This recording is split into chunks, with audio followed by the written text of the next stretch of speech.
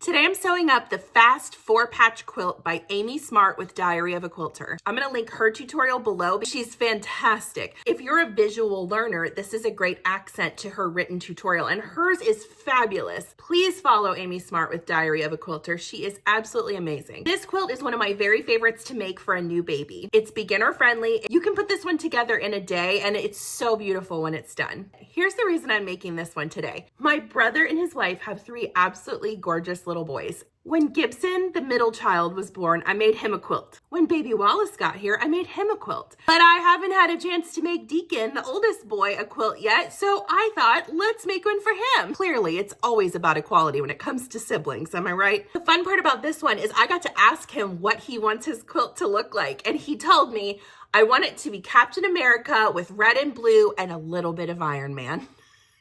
That's what we're doing today. We are making the Fast 4-Patch Quilt with Captain America, red and blue, and a little bit of Iron Man.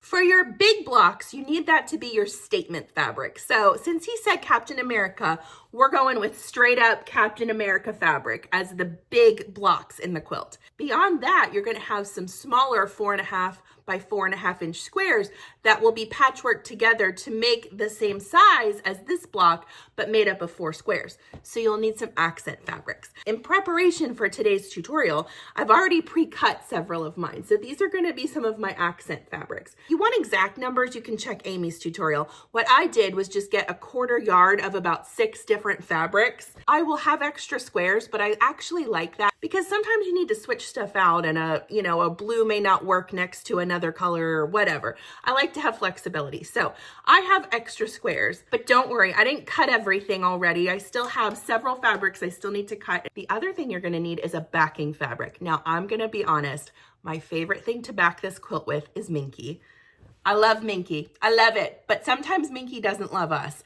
You will probably need to use a walking foot if you are going to go with minky fabric. So I'll be showing you that today.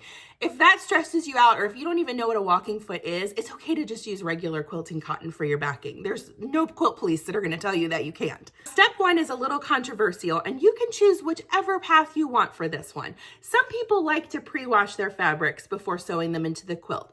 This helps get any chemicals off, and if anything's going to run color-wise, you can throw a color catcher in the washer and sort all that out from the front end. And it's not a bad idea to do that. I sometimes do that. I sometimes don't. Sometimes I get home from the quilt store and I'm so excited, I just start cutting the fabric and I throw 3 or 4 color catchers in the washer when I'm done with the quilt. It's all up to you. There tend to be a lot of very intense feelings around this topic, so you just choose whatever's best for you. For me today, since we have so many rich colors going into this project, I'm actually going to pre-wash all of this fabric. Let me go pop this in the washer, and while I do that, can I show you what I got for Christmas for myself? I've been looking for a new recliner for our living room that I could actually sit in and quilt in, but also snuggle my babies in and read books, and I found the perfect one. It is the Power Swivel Rocker Recliner with a waffle back by FlexiSpot. Thank you so much to FlexiSpot for sponsoring today's video. I really love this brand. My sewing tables are FlexiSpot, and now my new recliner is FlexiSpot too. The first thing I love about this is that it was super easy to put together. We got it in 3 boxes, and my husband and I were able to assemble it within about 30 minutes, and it was ready to go. It's got this textured waffle style backrest, and it's both pretty, but it's also super supportive. We all know that a day in the sewing room can make your back hurt quite a bit. This is a nice respite from that at the end of the day. Lots and lots of lumbar and back support in this recliner. This chair is meant for complete relaxation, and I love that about it. The other thing about recliners, I think, is that they tend to be ugly, and this one's not. I love the color of it. It also comes in a really beautiful green color, and I know you're looking at that white and thinking, wow, she's got 3 kids. She must be insane. The chenille on the outside of the recliner is waterproof, oil-proof, and stain resistant. You can't mess this one up. It reclines 135 degrees back, which is so nice. It's perfect for napping. It's also a power recliner, so all of the buttons on the side give you everything you need. There's a button for recline. There's a button to put it back upright. There's also a USB and a USB-C charging port on the side. They thought of everything with this chair. I was looking for something that could go in our living room that was still beautiful. It also needs to provide back support and nice wide armrests for me to rest my arms on while I'm quilting. Hand quilting in this gorgeous recliner is now my new favorite thing. At the end of the day, I get so excited to come downstairs and sit with my family and work on my quilt because I'm so comfortable. If I want to put my feet up while I work on it, I can. If I want to sit and rock while I do my hand stitching, I can. Don't miss out on this. Check it out by clicking the link below. You can use my exclusive code WAFFLE to get $30 off and free shipping on this gorgeous recliner. As much as I would love to go sit in it the rest of the day, we have to get to work. We have to make this quilt for my precious little Deacon. I think everything is done in the dryer. I'm gonna go press it out and I'll meet you back here and show you how to cut your squares. Like I said earlier, I've already pre-cut a few of these and I went ahead and did a little embroidery on one of the squares because the other boys have it, so he has to have it too. If you want a tutorial on how to do this, I used my Baby Lock Aurora and I will post the link for that down below so you can check it out. Did a little bit of fussy cutting, which means that you're sort of centering around a visual on your fabric. So I used this fabric specifically for fussy cutting because we have to make sure Iron Man is somewhere on this quilt. That is Iron Man, right? Is that Iron Man? I don't know. My husband got me Meta glasses for Christmas to help me with my filming. And I was just thinking I could probably look at this and ask who this is. Let me see if it works. Hey Meta, what Marvel character is this? This is Iron Man, a Marvel superhero. Honey, thank you for these glasses. These are so cool. Okay, so confirmed, it is Iron Man. As you can see, technology baffles me. These are the ones I've already cut out, and there's going to be more than I need, but hey, better to have extra than not enough. I like where we're going with this. One thing on this quilt that I'm doing a little differently than I've done on other versions I've made is I'm going to have some busyness in the 4 patch pieces. And in past quilts, I've kind of kept them pretty chill. So there will be some design, but I tried to make sure that it was like little stuff, nothing crazy big, because that would make it very distracting and weird. The other thing that's important, I think, when you're picking patchwork squares is to have variation in your colors and shades. That's what makes the quilt really visually interesting. 2 things that would be very helpful for you to get on this project, but they're not necessary, is you're going to be cutting a lot of 4.5-inch squares. So a 4.5-inch square template ruler is really helpful because you can just cut around the perimeter of it.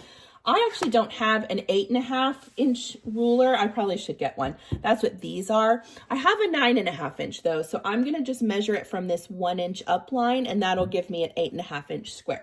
Let me show you how to cut a couple of these. Cutting a ton of squares like this, it's helpful to do them in batches. So I know that this fabric, we're cutting it close, but I'm pretty sure it's 9 inches across.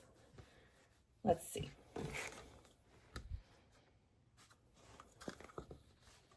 Yeah, a little bit, just a hair over 9. So that tells me that I can get 2 4.5-inch squares, if I'm very careful, going up and down. And again, we're going to have extras, so if I don't get them all, it's fine. The first thing I'm going to do, since that's the case, is I'm going to cut this strip at 4.5 inches. So 1, 2, 3, 4.5. And let's make sure, yeah, we still have enough on the other side. That's great. If you're worried about this being a little too precise, you could ask for a 1/3 yard cut of fabric instead of a 1/4. Or if you do like Amy does, she does 1/8 yards. So, or if you just want to use scraps, that's also fine. If you want to do like a scrap version for your practice version, that's great. Scraps are invaluable. They're one of my very, very favorite things to sew. All right, so I've got 2 4.5-inch wide strips. What I'm going to do now is lay one down and then make sure it's all flat and even and lay the other one right on top. Okay, I'm going to start on my folded over edge, lined up straight on your cutting mat, and I'm going to get rid of these folded areas to give me a nice, even, clean edge. Grab that 4.5-inch acrylic ruler, lay it down, and well, all we have to do is make one cut. See how easy that is? And that gave me 4 pieces of fabric to add to my quilt. So I'm going to cut this one, just work my way down the line. Make sure that when you are using your rotary cutter, if you're new to rotary cutting, that you are being the boss of that rotary cutter. Nice firm pressure on that rotary cutter is really going to help you stay safe and keep nice even cuts. The other thing to note about rotary cutting is I'm keeping my finger at least 1 inch away from this edge. I don't want to cut my finger. These things are really sharp. That said, when you're not using the rotary cutter blade, it needs to be closed on your table. Very, very important rule, because you don't know if you're just going to slide your hand over and slap it, and then you'll end up with a huge cut on your hand, and that is a real bummer. We don't want bloody quilts. We want nice, clean quilts. All right, last set. And again, I will have way too many squares for this, but that's okay. I actually cut down a lot of my scrap fabric into 4.5 inch or smaller squares, depending on what the size of the scrap is. Then I have scrap squares ready to go if I just come in the sewing room one day and I'm like, I think I'll make a quilt today with no plan, which happens more often than you think. All right, here are my 4.5 inch squares. The number you're looking for is 72. There's way more than that here, but it's fine. We're going to just sort it out. Now, I've already cut a few of my 8.5 inch squares, and I'm going to show you how to cut the remaining ones. I think I've got 1, 2, 3, 4, 5. I've got 8 here, and I need 17. For this fabric, this time, I've already pre-folded it, but let me unfold it and show you how I got here. I'm going to roll it out on my table and fold this bottom edge up. If you want to make it really exact, you can cut it right at 8.5 inches. That stresses me out. I don't want to have to worry about it, just in case one end ends up being like a little higher than another. So I'm actually just going to make mine the size of this grid, which will give me a little bit of like wiggle room, an inch or so, 1.5 inches of wiggle room on each strip. That's fine. Grab right here on either end, fold it up. Make sure that fabric is even with the top of your raw edge here. Pick up the whole shebang and fold it up again. So my first cut, I'm going to actually just make it the size of my grid, which I know is too big, but that's okay. If you're a beginner, it's especially okay because you're taking your time, and that's good. Turn it so that your top right corner comes down to your bottom left. And I'm going to line this up right here on my grid because that takes out 1 inch, which means that from 9.5, it will now become 8.5. Line that up in the corner of your fabric down here. Make sure you got it going straight up either way. And now all I have to do is cut up and across. Nice scraps to use. Don't throw them away. All right, that gives us 12. Let's cut that again, just so you can see it.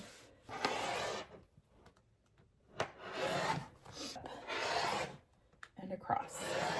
All right, that puts us at 16. We need one more. Now, I'm not going to cut all of this because, again, a big continuous scrap is more valuable to me than all these little squares if I cut them all. Now, this you can cut off. So lay it out on your table. A little cheat for this is just grab one that you've already cut, line it up with the edge, which is this nice clean edge over here, and just use your acrylic ruler to go around that square. We've got 17 squares. We've got way more than 72 of the small squares, but that's okay. And now it's time to start piecing this together. Let's go.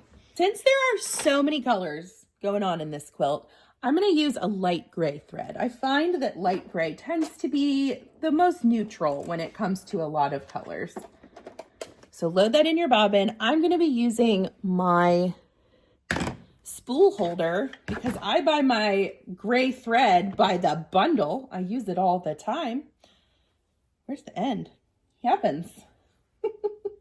Oh, I've got myself a mess here now. Hold on. All right. The way that this works. Ah! It's going to be one of those days, I see.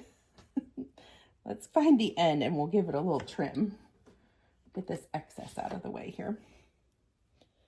The spool holder is awesome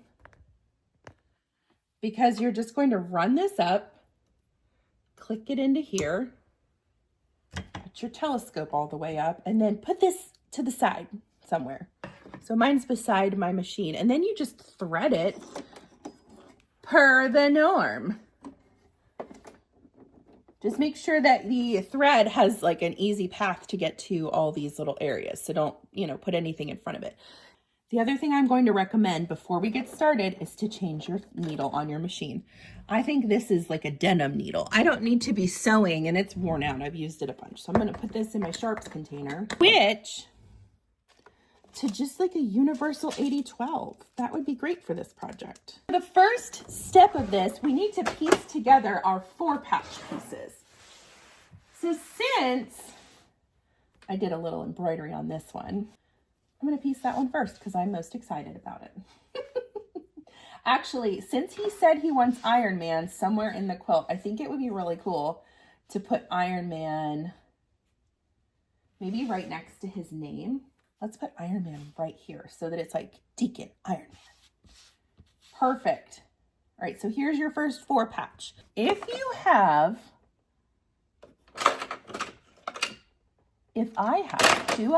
I thought I had. Where did she go? Hello? 1/4-inch quilt foot. Oh, here you are. This is my 1/4-inch quilt foot with guide. I love this thing. You just center your needle and run your fabric right up against this and it gives you a 1/4-inch seam all day, every day. What a deal. All right, load it on. Make sure you center that needle if it's not already.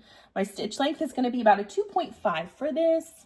The way that this works is just lay your pieces right sides together from right to left. We're going to chain piece this, which means we're going to just run this both through at the same time.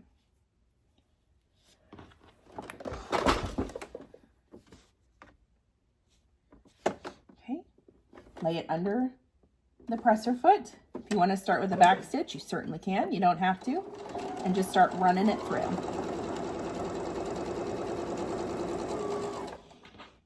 Take your next piece. Don't even have to cut your thread.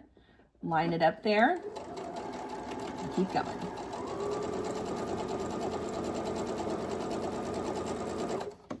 Cut your thread and pull it out. And you'll see now you've got 2 pieces that you can just now flip right up. If you want to nest your seams, all you would do is lay one going left and one going right. Lay it back in the machine and stitch it. Nesting those seams is going to help you get nice, even seams on the front side of your quilt. So good. And there's a 4-patch. Look at you. I'm so proud of you. Keep going. The next thing we want to do is lay them out, and we're going to do 5 across. So you want to alternate your squares. So whatever you start with on your first row, the next row, you'll start it with the opposite one. So we'll do big block, 4-patch, big block, 4-patch, big block. Gonna lay these together, fold it right sides together, and sew right along this seam across the row until you have all of your blocks used up. You can see here I've got my row laid out and sewn together, and then my last piece on this row is going to be a big block. See how easy this is, y'all? You can do this. There's my first row. Now, like I said, my second row is going to start with this one and then alternate. So sew all the rows like that. Then I'll meet you back here and show you how to sew those rows into your quilt top. Look at that. I am really excited about how this is coming together. So I've got everything laid out. I've made sure that I'm alternating my starting piece with patchwork versus big block. And the next step is simply to sew all these rows together.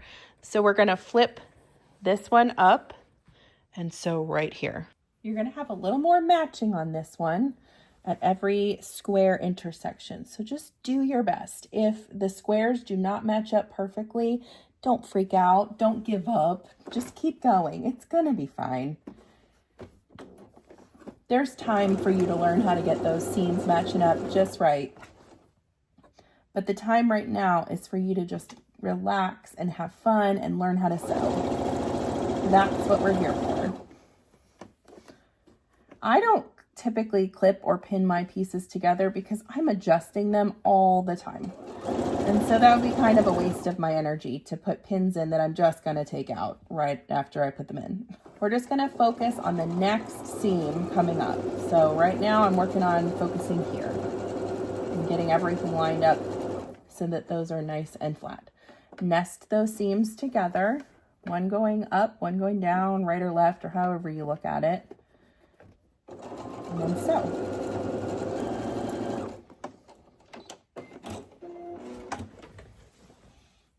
Oh, that is so cute.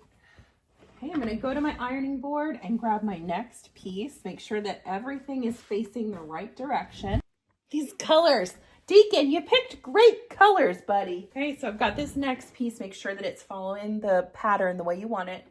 Flip it straight down, pretty sides touching, and sew it again. And that's it for quilting the top. That's all you have to do. So just keep doing that until you have a quilt top.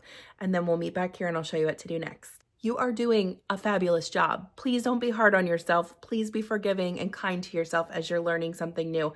You're doing awesome. Look at this gorgeous quilt top. Hold on, let me turn it. You got to see this in its full glory in my absolute mess of a sewing room.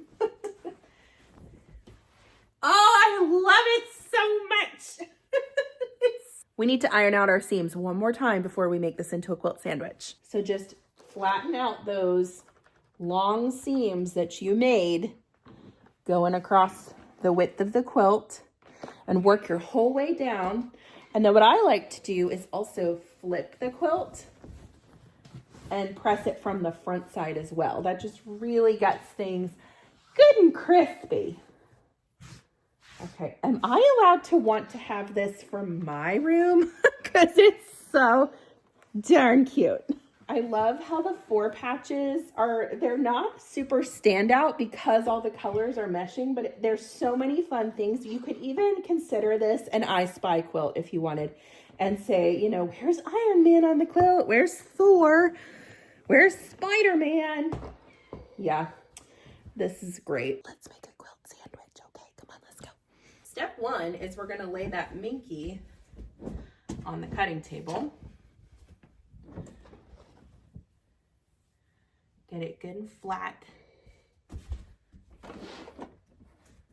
Some people like to tape their backing down to make sure that it stays flat. You can do that if you want to. Now, the next step is personal preference entirely. Minky is very snuggly and thick. So if you want to just lay your quilt top on top of this and that be your whole quilt sandwich, I mean, that's fine. Nobody's stopping you. I like extra snuggly things, so I'm gonna put some batting in. This is my Nature's Touch Natural Blend with Scrim. It's made by Pellin. It's a 96-inch batting, which means that it'll 100% cover that direction. So I'm just gonna roll it so that I have about 4 to 5 inches on either end and trim it up. Now take your batting that you just cut. And I'm not focusing on getting everything straight. I'm just focusing on this little area right in front of me. Take your quilt top, leave some extra on the end here, and flatten it out. There's 2 different ways you can baste this. You can use both of these if you want.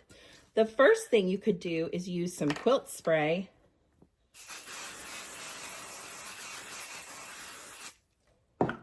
to lay that batting down. You can do that on all the layers if you want. Just press it, okay? That's one way to stick it, and you can do that the whole way across your quilt if you like. See how nice and stuck that is? The other option is to use quilting pins. I am admittedly a little low on pins right now because I have another project that required a lot of pins. So I may do a combo of basting spray and quilting pins. But if you want to do pins, just stick it right through all 3 layers and pin in as many locations as you can to keep it nice and flat and stuck together as you sew it. Ideally, you'd want them about 4 inches apart.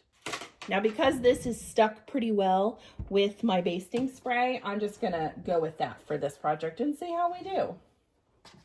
Roll it up. This is where my batting sticky part ends. So I'm gonna spray and then flatten.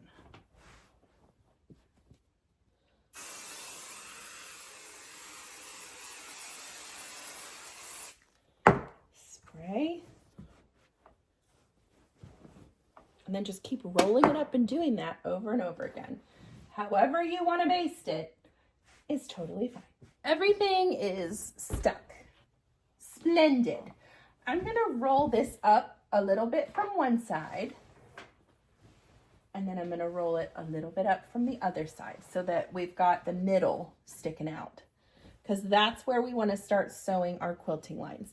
The reason for that is it gives you some wiggle room to push any issues you have out instead of up or in, which there's nowhere to go if you push them in.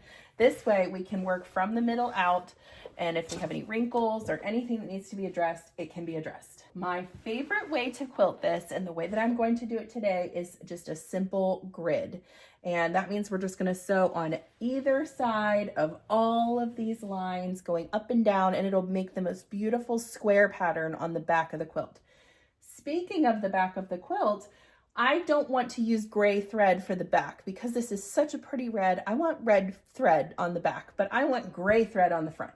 So for that to happen, I need to load some bobbins with red thread, and then I'll use the gray thread in the top part of my machine. I've got red thread in the bottom, gray thread in the top. I'm gonna grab my quilt and throw it over my shoulder. I've got my walking foot attached. Walking foot helps you sew through thick things, especially minky, which can be historically a little bit attitudinal. I like to consider my walking foot like 4-wheel drive for my sewing machine. It puts the feed dogs not only on the bottom, but on the top now, which gives you extra pulling power. My plan for this is to quilt approximately 1/4 to 3/8 of an inch away from every line. We're just gonna start sewing. And with minky, you're definitely gonna have to do a little guiding work. You're gonna guide your quilt through the machine.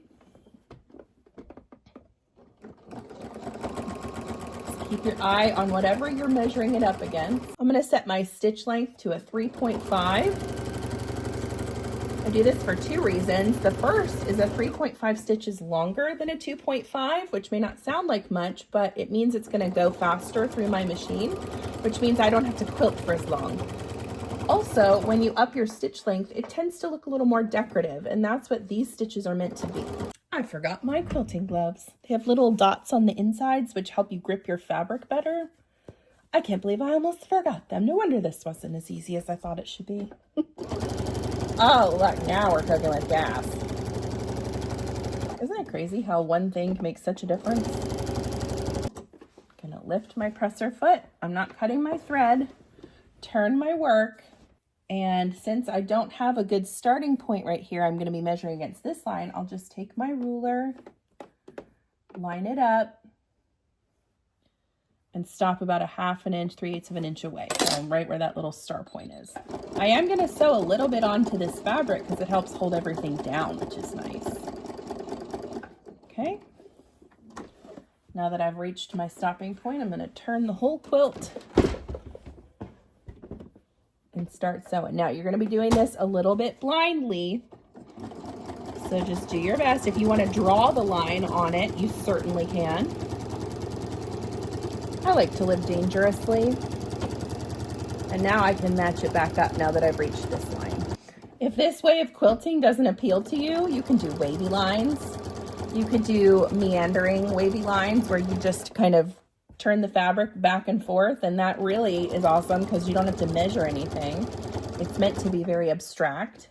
And because your needle is centered on the walking foot, if you turn it this way, you can also measure it up against the left side of your presser foot so that you don't have to turn your quilt as much. Now this is gonna take a few minutes. Put on an audiobook or some of your favorite music and just rock out.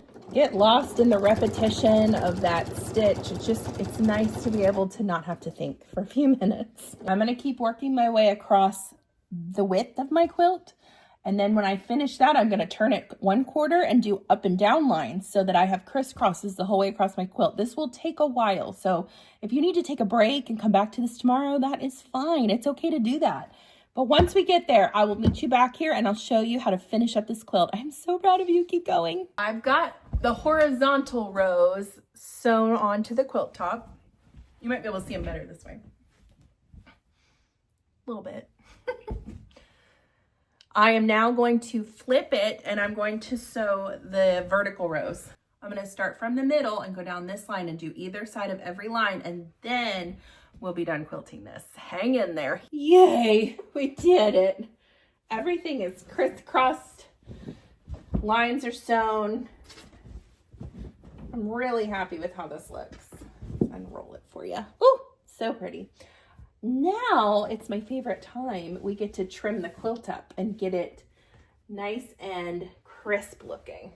I am going to grab my acrylic ruler, my rotary cutter, and I'm going to line the acrylic ruler up with the edge of my quilt and just start trimming.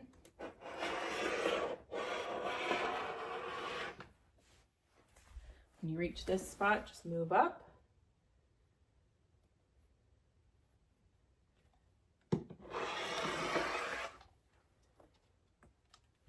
Get rid of that. Now, minky is a little bit messy. You're going to have some minky snow in your sewing room. So you're probably going to need to vacuum after this, just an FYI. Well, let's turn, flatten it out, and repeat. I just trimmed down the quilt and we are ready to put binding on it. Step 1 of creating your binding is you need to figure out how much binding you actually need.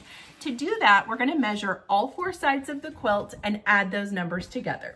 This first side is 56, so we'll have 56 plus 56 plus 40 plus 40. That comes out to 192 inches. But we don't want to make that much binding. We want to make more than that because we don't want to run out as we're in the process of binding the quilt, because it's just a real bummer. So I'm going to round that up to, let's say, 210-ish inches. The next step is to find a piece of fabric that accents both the front and the back of your quilt.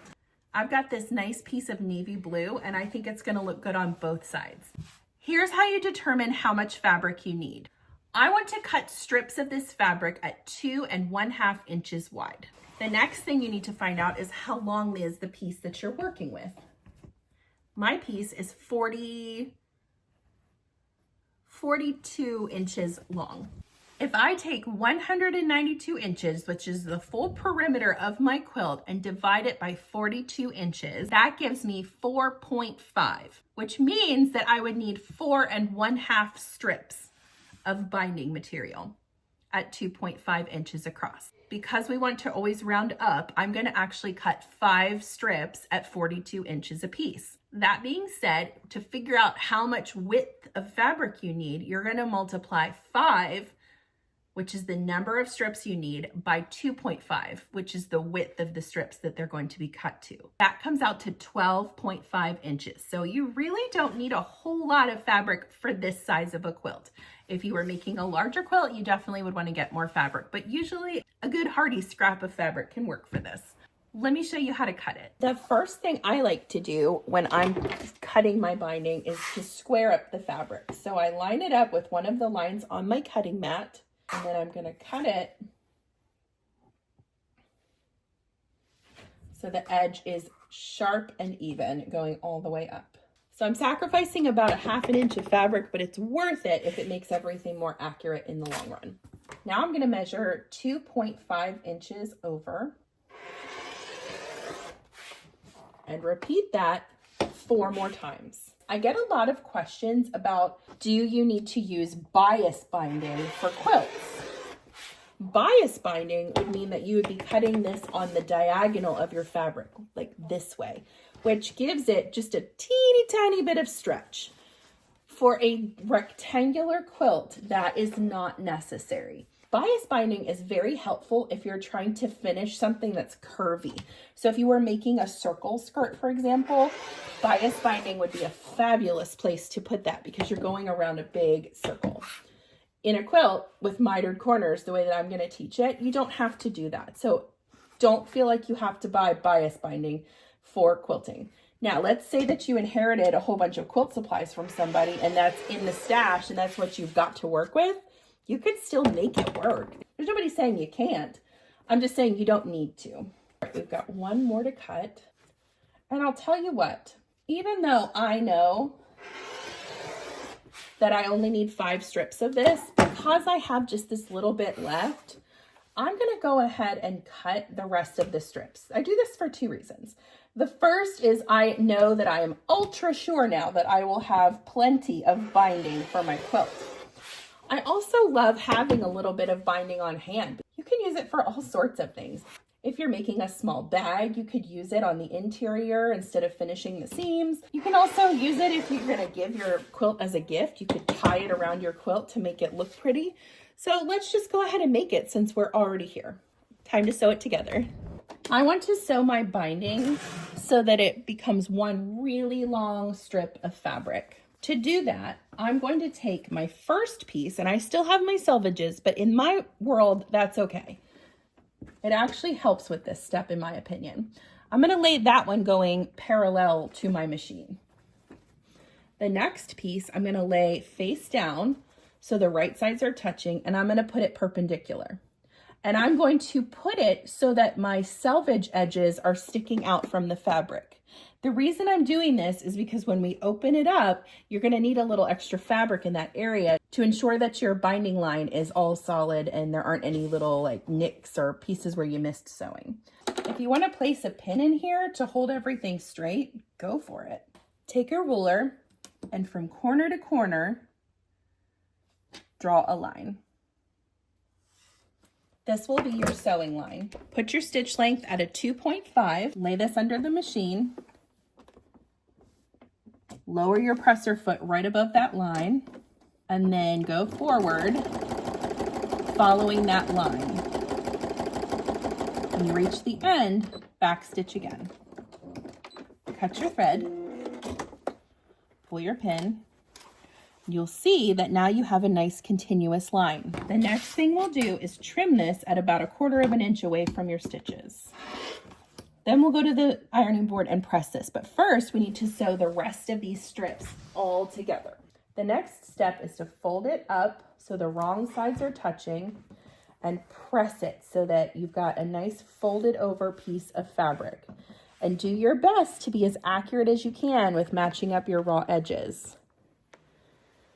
As you approach these little intersections, I personally like to just iron them to one side. You can open the seam up as well if you like. Totally your decision. Once you have everything all pressed nicely, I like to use this binding holder I got from Stitch Supply Company. You can use anything, something round, a piece of cardboard. I like this because it's got the little slits to put it through to kind of hold it in place. And all we're gonna do is just wrap it around there. This just helps keep you organized. If you don't want to do this, you don't have to. But once I have this all wrapped up, then we're going to attach it to the quilt. Stay with me. You're doing great. Grab your quilt. For some reason, I like to always start at the bottom right corner of my quilt. I don't know why. You don't have to do that. But for some reason, it makes me feel more calm.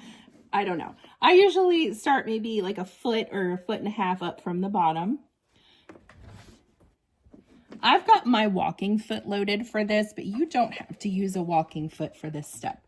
I just find that it's a little easier since we're sewing through so many layers of fabric. You're going to want to find whatever your 1/4 inch measurement is from where your needle is dropping. So for me, on this foot, it's going to be right at the between where this little white part is and this silver middle part. So that's what I'm going to line my fabric and my eyeballs up with. Lay your fabric along the raw edge, and I want you to come down about 3 inches. We're not going to start sewing at the very edge because we need to be able to have some room there, be able to match those ends up and hide them. My stitch length is a 2.5. I've got this lined up. You can clip it if you like. Start with a back stitch and then start sewing your way down, maintaining that 1/4 inch seam allowance along the raw edge. Sew all the way to the corner, but stop about 1/4 inch away from the edge. Back stitch, cut your thread. Lift your presser foot, and you're going to turn the work now so that you're sewing down this side. Lay your binding going up so that this little diagonal points to the corner. Hold on to it and then lay it back down so it covers up your triangle. So you're making a diagonal and then you're hiding the triangle. All the while making sure that your raw edges match up. Back stitch and then start sewing again right along that 1/4 inch. Some people hate putting binding on. I actually really love it. There's something about the precision of it that makes me really happy. So approaching that corner, I'm going to sew until I get to a 1/4 inch away. And then I'll stop, back stitch, cut your thread, and repeat that same process where you turn the quilt, fold it up to create this diagonal going out towards the corner. And then while you're holding on to this fabric, fold it back down. Hide the triangle underneath, load it back under your presser foot. Start with a few back stitches just to get everything locked and loaded, and then proceed. Okay, I'm going to let you finish up those last 2 corners, and then I will meet you back here and show you how to join your ends. Now remember, this is just one way of doing your binding. My way may not be the best way. I don't know. This is just the way that I like to do it and I have pretty good success with. So if you don't want to do it this way and you want to seek out another tutorial, I'm sure you can find other ones that are just as good as, if not better, than how I'm doing it. But I can promise you, if you follow these steps, your quilt will end up bound, which is, I think, the point. So keep on sewing. You're doing great. We are about to cross over these 2 areas right here, and this is how we're going to bind them together. So take your binding and run it down to where your stitches start and cut it right there. I want you to take this top piece and open it up, fold the end in, and then fold it back down on itself. So you've hidden the raw edge of that end of that strip. Lift this piece up and lay it inside that area, making sure that everything is nice and straight and as taut as you can make it, so there's no bumps or bagginess to this part of the binding. If you want to pin this in place or clip it, that's fine. Once you have it situated, go ahead and continue sewing.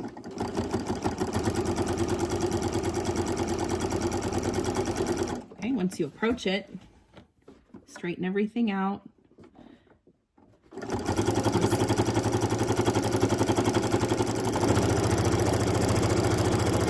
Cross over your stitches a little bit, back stitch and cut your thread. Okay, you've now got this secured where it just looks seamless, pretty much, minus the little seam that's there. The next part is really your preference.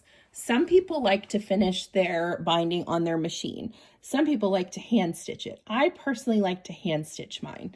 So that's the method I'm going to show you today. The first step we want to do is go over to your ironing board and press this out so that this is a nice crisp seam. I do want to stop here and show you what the miter looks like. When you flip it right side out, it'll give you this nice flat corner with just a seam going through the middle. Okay, let me press this and show you how to do it.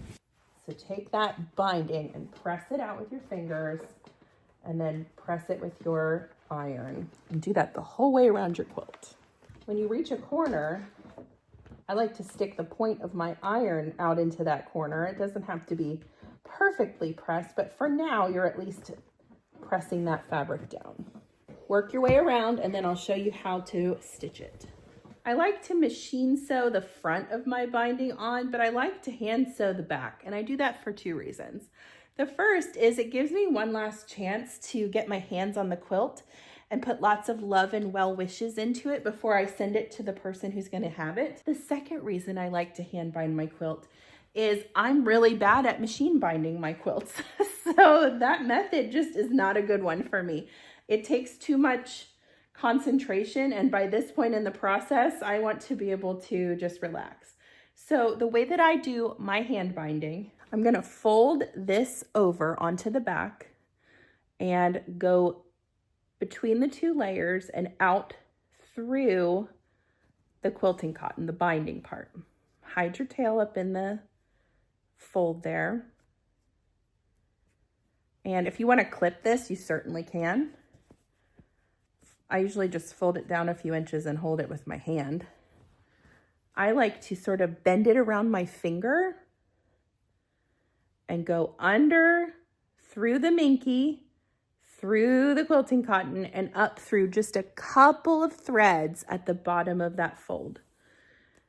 So this is reason number 2 I like to hand quilt the back, is I feel like I can hide those stitches really well.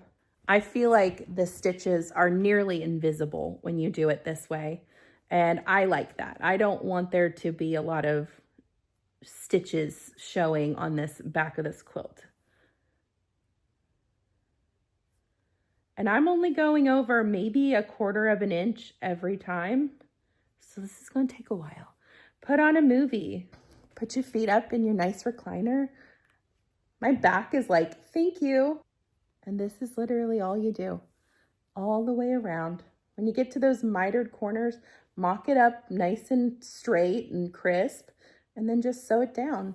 It's that easy. We do this at an angle, so you're going to be coming out and going in right underneath your stitch. Go up diagonally about 1/4 of an inch and back out. So go under the stitch and back out just a little bit further down. I mean, you can't even see those. That's why I love this method. I'm going to finish hand stitching my binding, and then I'll meet you back here and show you how the quilt turned out. I just finished all of my hand stitching on the binding. It's time for the big reveal of my nephew Deacon's fast 4-patch quilt that is the theme of Captain America, red, blue, and a little bit of Iron Man. Oh my gosh, I love it. I ended up putting the whole gang on there, but I made sure to put Iron Man right next to his name. The back is this gorgeous soft minky that he can snuggle up with while he's reading his books or playing with his toys. I hope this quilt feels like a nice warm hug from his Aunt Chelsea, who adores the heck out of him. Thank you so much for following along today. I hope you enjoyed the tutorial. I had a lot of fun making it. If you enjoyed today's tutorial, make sure to hit that subscribe button so we can stay in touch. I have all kinds of great tutorials coming up in the next few months, and you won't want to miss them. I'm Chelsea with She Sews Seams. I'll see you next time.